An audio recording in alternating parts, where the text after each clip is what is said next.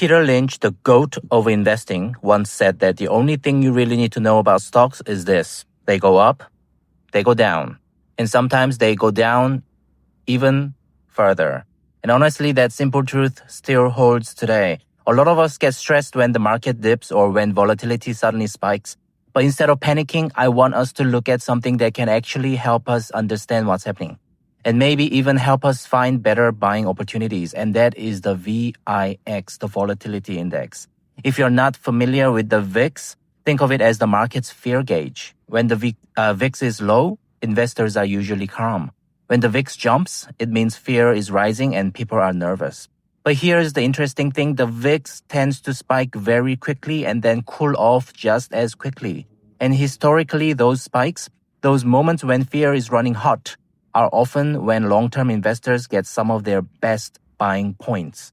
So here's a simple way to use the VIX without overcomplicating anything. So the first, don't buy during a VIX spike. If the VIX is shooting straight up, the market is still in panic mode and prices can still go lower.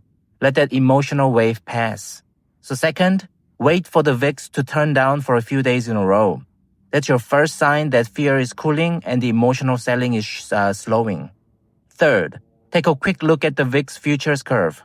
You don't need to be an expert. If short-term volatility is higher than long-term volatility, the market is stressed. But when that flips back to normal, it's a sign the worst of the panic might be passing. So the fourth, check the actual price action of the market. Is the S&P forming a base? Are the drops getting smaller? Is it climbing back above a short moving average or reclaiming a level it lost? When you combine all of this, VIX cooling off, volatility normalizing, and price stabilizing, that's usually when smarter long-term buying happens. It doesn't guarantee the market bottom. Nothing ever does. But it does help you avoid buying in the middle of a blind panic. So in simple terms, don't chase green candles.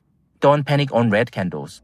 Wait for fear to cool. Let the VIX guide you toward calmer entries. And build your position slowly, not all at once.